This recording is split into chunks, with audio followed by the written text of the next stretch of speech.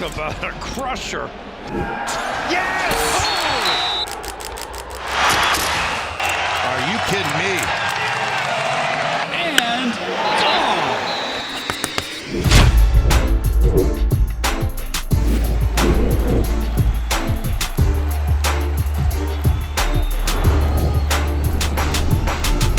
Welcome back to the Schoolyard Sports Podcast. On this podcast, Lane Frank, we're now on episode 198. So 198 episodes through, and I got an action-packed episode planned for you. We're going to break down the college football playoff national championship between Notre Dame and Ohio State, the NFL playoffs divisional round. We've got some great games this weekend in the NFL, 4 total playoff games. We're going to break down a little bit in the NBA, college basketball, and more stuff. So stay tuned for an awesome action-packed episode 198.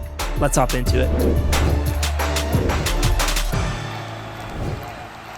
Let's start off episode 198, how we always do with our headlines in the NBA. First things first, in the NBA, my New York Knicks. And I know I'm not supposed to be so biased in this show, but I'm going to be a little bit biased right here because this team is not playing up to the level that they should be right now. I'm going to give a little fan critic right here. I'm a Knicks fan.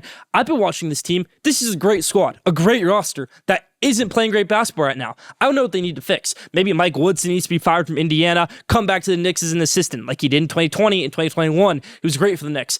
There needs to be a switch on this Knicks team because it's a great team, a very talented roster. Maybe try something new. You don't need any more trades. You definitely do not need any more trades, but something needs to change right now because I'm not loving what I'm seeing from the New York Knicks. I watch teams like the Celtics. I watch teams like the Cavaliers. I watch teams like the Bucks run the East.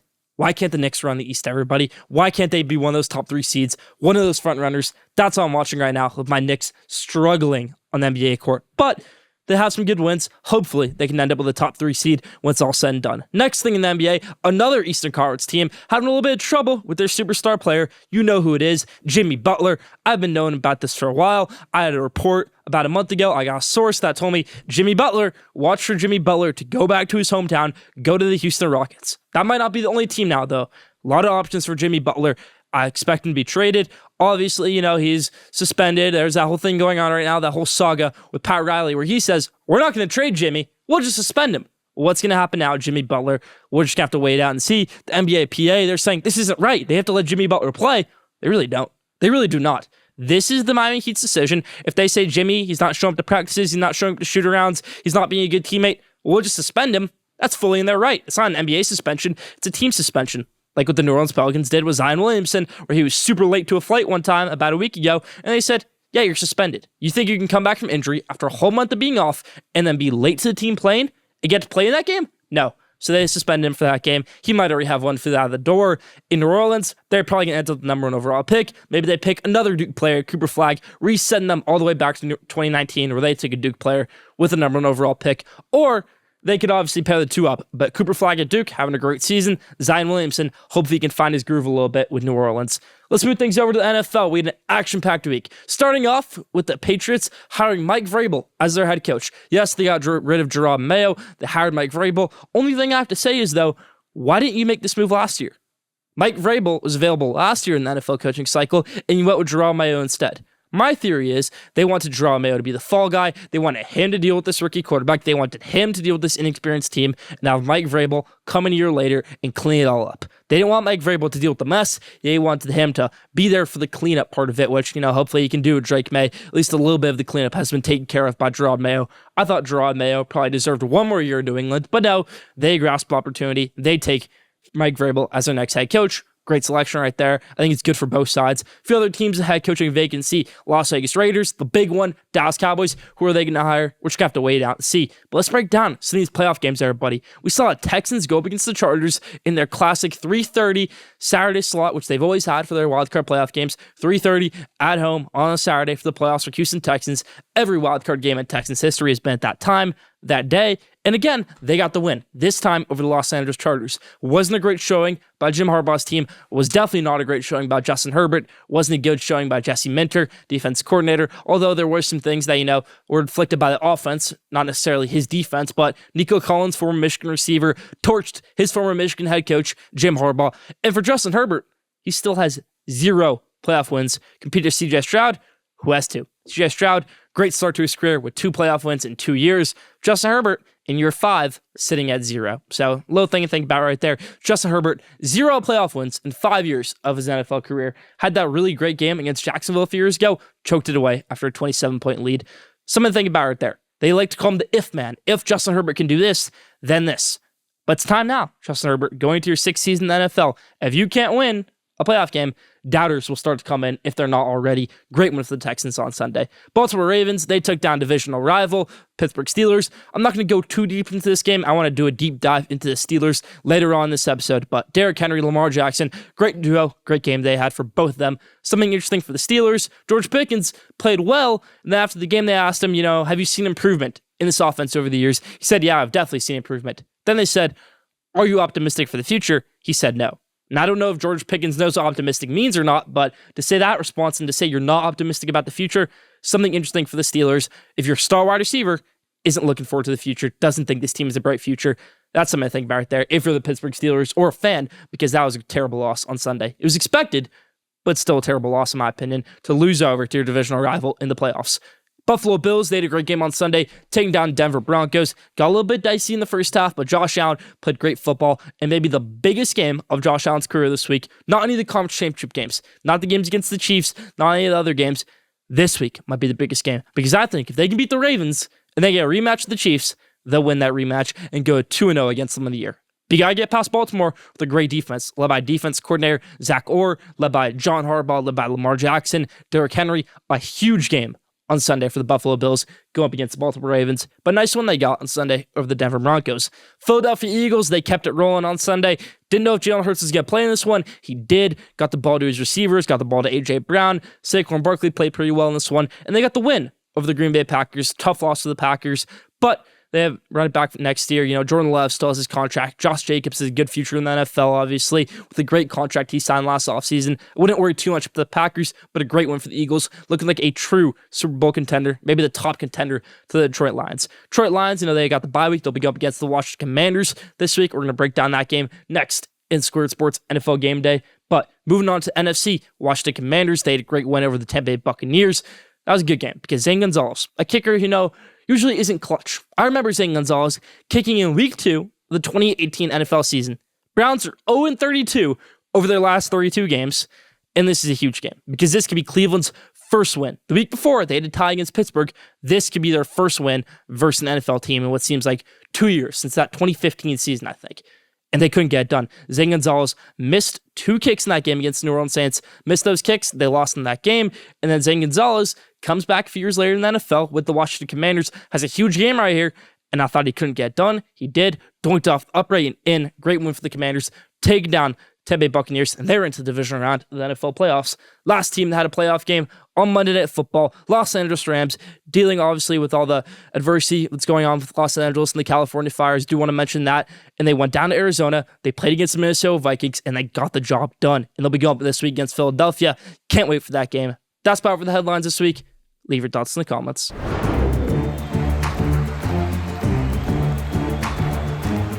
Now, let's break down the Schoolyard Sports NFL Game Day. One of the last game days we're going to have all year. The 4 divisional round playoff games. Can't wait for it. Let's hop into it. First game, Texans versus the Chiefs. Let me set the scene. Let me take you back all the way to 2019. Texans are playing the Chiefs in Arrowhead Stadium in the divisional round after the Texans just won their playoff game against the Buffalo Bills. They went up 24-0, what was a great start for the Texans. Then the Chiefs turned on the Jets, went up 28-24. This Chiefs team, 2019 could turn on the Jets like that, and I think this 2025 team can do the exact same, and I think they will. CJ Stroud, he might get off to a little quick start. Played them a few weeks ago. Tank Dell unfortunately got hurt in that game. It was a good game, and the Chiefs got it done. I think they get it done again right here. Chiefs move on to another conference championship game. Seems like they've done it every year with Patrick Mahomes, and they have. Chiefs over the Texans. Commanders versus the Lions. A lot of people are overlooking this game, saying easy win for the Lions. They had the 1 seed. They're the great team, obviously. We see it sometimes in the NFL. Maybe not always great to get the 1 seed. Maybe it's good to get that game the week before. Get your mojo going. I know they have a lot of mojo from winning that division over the Vikings, but come to be, Vikings aren't such a great team. Commanders are going to give the Lions their best punch. Commanders are a tough team. Dan Quinn is a tough coach who has more experience in these games than Dan Campbell. Dan Quinn was the DC for the Seahawks when they made the Super Bowl back-to-back years. Dan Quinn was the head coach of the Falcons when they made the Super Bowl. He was the head coach of the Falcons when they played the Eagles, when they played the Rams. he's a great head coach, Dan Quinn. And this is going to be a great game, but I think the Lions get it done. I just think Jared Goff and this defense, very experienced. They want to get to the Super Bowl. They want their best player, Aiden Hutchinson, to be back for that Super Bowl. Penei Sewell blocks a great game, and they get the job done. Lions over the Commanders.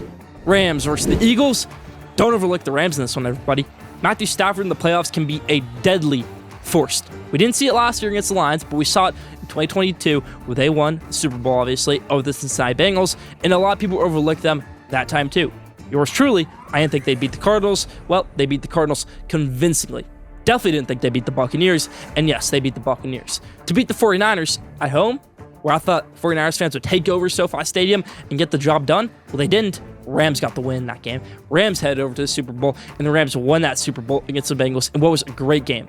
I don't think this Rams team can do that, though. I think this Rams team, unfortunately, falls short to the Philadelphia Eagles. Philadelphia Eagles, Jalen Hurts, Saquon Barkley, way too much star power, and Nick Sirianni wants to get back to the Super Bowl. He wants that showdown with Dan Campbell, and he's going to get it, everybody.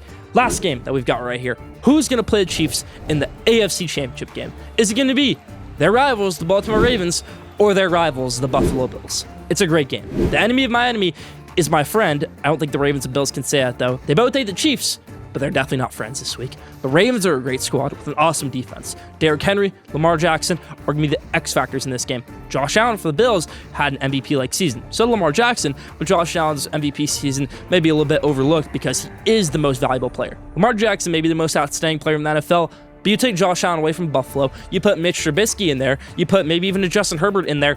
This team's not in this game right now. Josh Allen leads this team. He leads this charge for that team.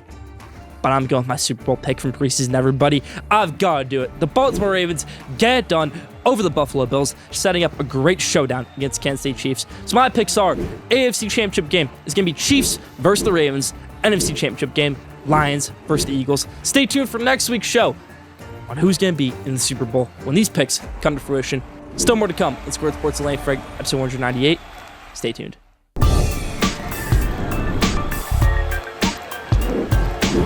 Now, top 5. This week's top 5 is the top 5 players in the national championship game this year, 2025. Notre Dame versus Ohio State. Who are the 5 best players in this game on both sides?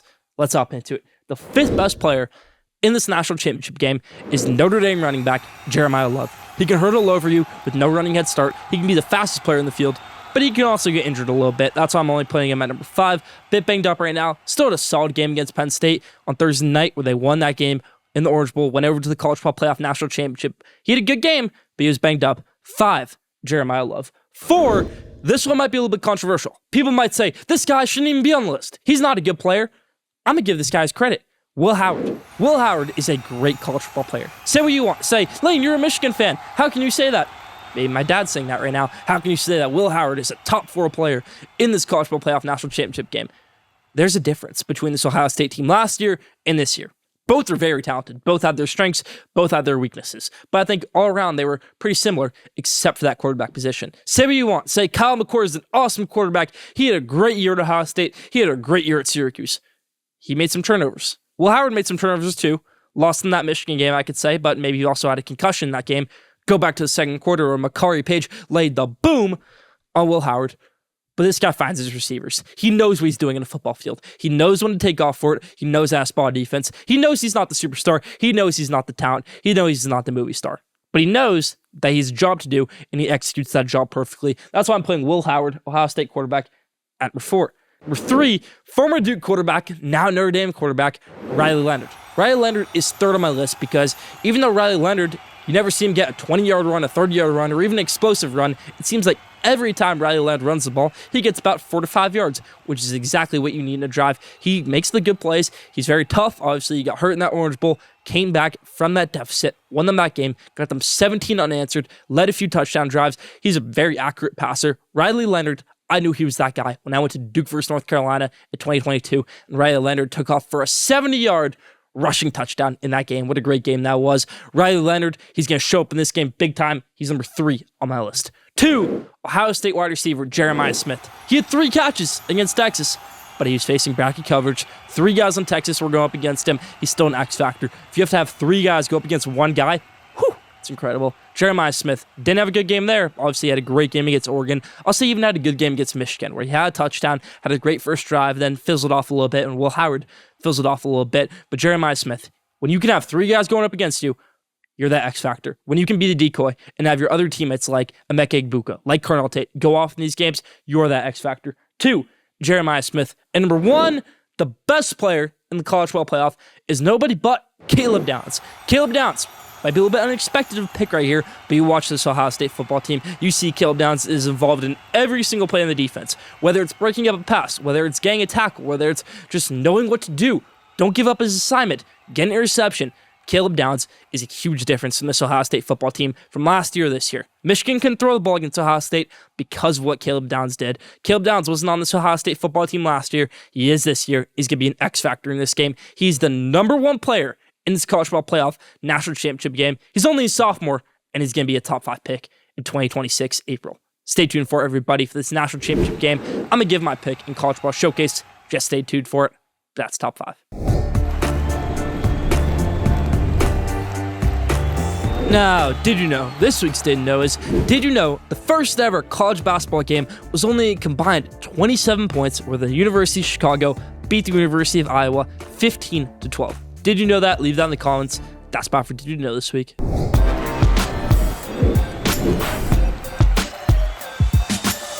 Alright, so I want to talk about something right here that's outrageous. Blasphemous, you could say. And that's Georgia quarterback, or should I say former Georgia quarterback Carson Beck getting a huge NIL deal, and on record, the biggest NIL deal ever for one season, one player.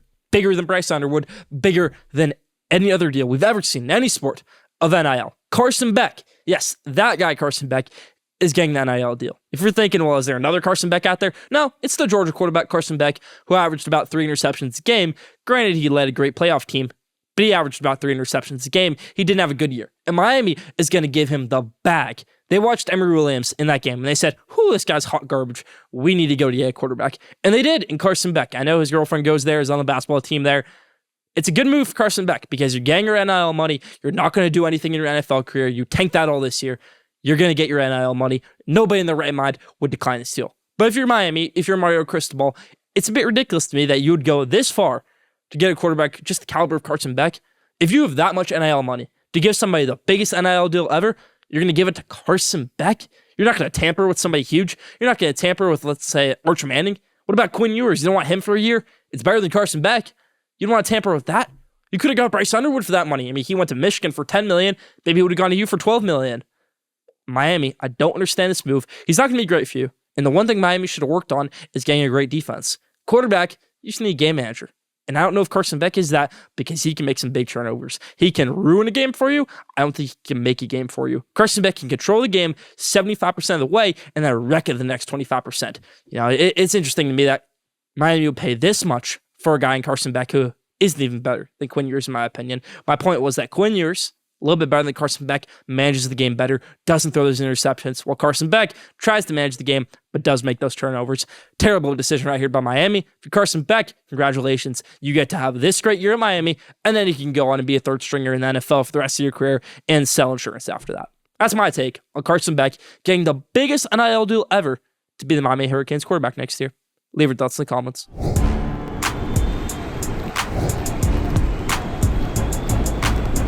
The Pittsburgh Steelers are in a situation right now where they obviously have had great seasons, but they can't capitalize on it. They just really can't.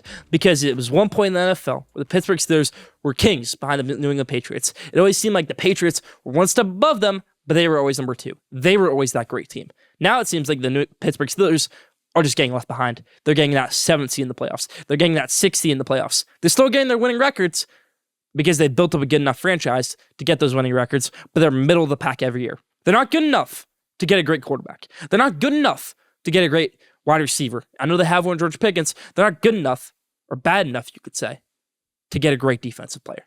They can get those middle-level quarterbacks, like a Kenny Pickett in the late first round. You can get a mid-level quarterback with your salary cap, like a Russell Wilson or a Justin Fields. You can maybe get a good defensive player with your draft cap, like you got a few years ago with Minka Fitzpatrick. But you can't do anything more than that with the Pittsburgh Steelers. It's really tough to see because they don't have the assets to say, okay, we need to make a change. We need to do one big thing where we can get that number 1 overall pick next year and get Arch Manning.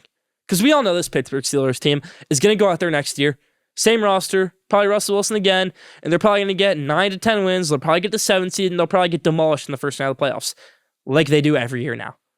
There is no asset on this team where you can say, let's trade this main piece and get that top overall pick. There's no good quarterback on this team who can do that. There's no running back in this team who can do that. There's no superstar wide receiver, George Pickens, who can do that. No. There's no elite defense player. Micah Fitzpatrick's decent. He's not elite. There's nothing. There's nothing flashy about this team. There's no one player that sticks out in this team. I can only think of a few that stick out to me. Maybe a Cam Hayward. Nobody wants a 35-year-old Cam Hayward. Micah Fitzpatrick. Nobody wants a huge contract like Micah Fitzpatrick. Nobody wants Russell Wilson. Definitely nobody wants Najee Harris. It's the harsh truth. The only asset that the Pittsburgh Steelers could give up to get a top overall pick would be the head man, Mike Tomlin. Mike Tomlin would probably garner about 2 first-round picks. It'd be huge. Huge. But you'd have to go through a rebuild. And Mike Tomlin would never go through a rebuild. So the only way to get to a rebuild for the Pittsburgh Steelers, which is desperately needed, a rebuild right now, is to get rid of your head coach. Trade him. Just trade him. It's the harsh truth. It's the harsh reality. That's why I'm screaming on them this week. The Steelers scream, everybody. It's ridiculous the way things have gone out here because they get the winning record every year. They blind the fans. They say, oh, we're a good team. Have you seen the Pittsburgh Steelers in the playoff game in the past few years and said, they're winning that game? They're definitely winning that game. Maybe 2020 against Cleveland, but that game was horrible. They got trounced in that game. Last year against Buffalo, I don't think anybody in their right mind thought they could win that game with Mason Rudolph at quarterback. What about this year? Russell Wilson going to Baltimore? No. Pittsburgh Steelers need a hard reset, and that's a rebuild without Mike Tomlin. The only future I see for the Steelers with success is without Mike Tomlin. And that's the harsh truth. That's my scream for this week. Stay tuned. Still more to come on Squirt Sports Lane Frank, episode 198.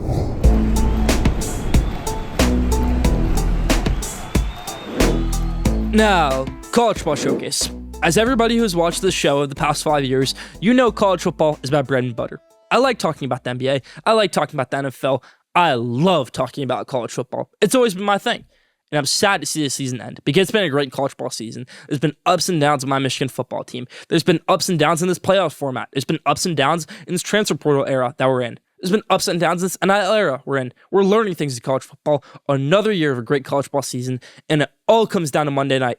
Who are going to be the kings of college football 2024-2025? Is it going to be the Ohio State Buckeyes, led by Ryan Day? Or is it going to be the Notre Dame Fighting Irish, led by 38-year-old, or now 39-year-old, Marcus Freeman, who's a great head coach, obviously, who's led this team to the playoffs in his third year with the team. Ryan Day wants to silence the doubters. He wants to silence everybody who says, you can't beat Michigan. He'll just say, okay, I'll win a national championship instead. Marcus Freeman, they're saying he's too young. He was too inexperienced. He lost the 2 easy games. He lost to Northern Illinois. Everybody wanted him fired. Maybe even me. He lost to Marshall. Everybody wanted him fired. Maybe even me.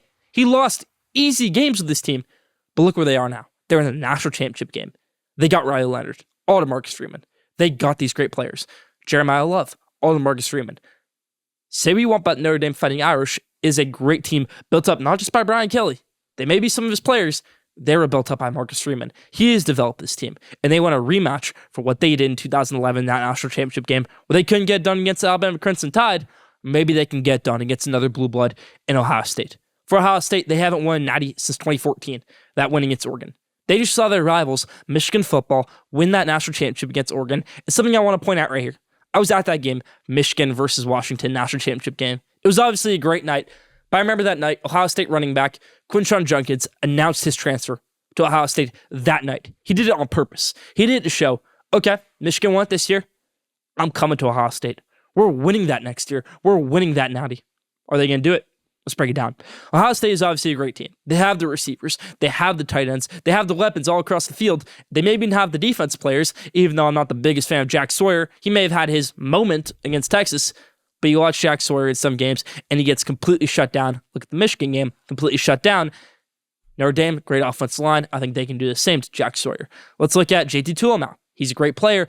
Will he get shut down by Notre Dame's offensive line? I think so. I think Ohio State has trouble generating pressure in this game. But for Ohio State, I think that they can stop the run. I think they can shut down Jeremiah Love, take him out of the game. They can maybe put a QB spot on Riley Leonard, take him out of the game. Maybe this game comes down to special teams or Jaden Fielding had a horrible day against Ohio State and Mitch Jeter won them the game against Penn State. But I think when it all comes down to it, not who's tougher, who's better. And at the end of the day, I hate to say it, everybody, as a Michigan football fan, through and through, it's my least favorite matchup of all time where you have your rivals Notre Dame go up against your rivals Ohio State. But I'm going to stay impartial right here, and I'm going to go with the Ohio State Buckeyes, who I don't think are the best team in college football. I truly don't. I don't know who the best team in college football is 2025. There are so many options out there, of course. The Ohio State Buckeyes might be the national champions. They might be the Kings of college football 2024-25. It doesn't mean they were the best team in college football. The amount of playoff games they went through was awesome to see. They went on a great playoff run. Maybe it's like March Madness where we see in college basketball where a team can go on a great March Madness run. Doesn't necessarily mean they were the best team in college basketball that year. But Notre Dame is going to lose this game to Ohio State, and Ohio State is going to walk away as their national champions, the college football kings of 2024-2025. Ryan Day gets his national championship, and congrats to him. It's going to be a great day for Ohio State fans. A bad day for someone like me, where I think the Ohio State Buckeyes get done. That's about for College Ball Showcase. It's been a great ride in this 2024-2025 college ball season, and that's about for the showcase.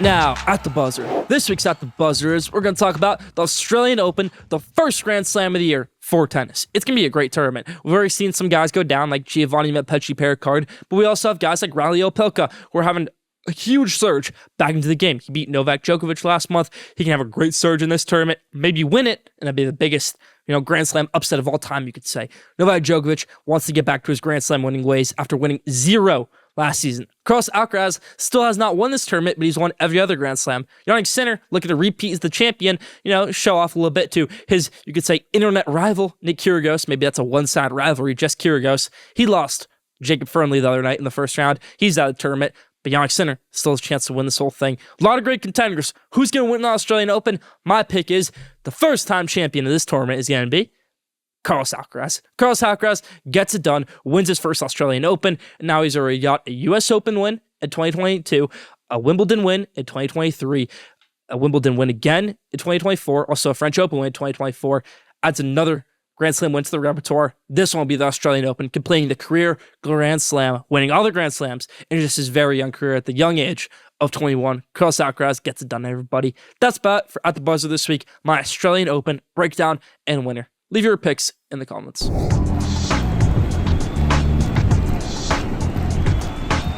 Now, question day. This week's question day is, who will the Dallas Cowboys hire as their next NFL head coach? Will it be Ben Johnson? Will it be crazy and be Bill Belichick, lure him away from his 1 month at North Carolina? Could it be Deion Sanders? Could it be someone crazy? Kirby Smart? Go crazy. Be someone completely different. Ryan Day, if he wins the national championship.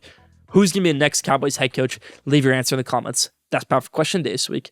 That's about for Squared Sports and Lane Freg, episode 198. Thank you for tuning in. Follow Squared Sports on Instagram at Squared Sports. Follow Squared Sports at X at Squared Sport. Don't forget to subscribe, rate, and review for the best sports content in the world. Be back here next week, episode 199. Stay tuned.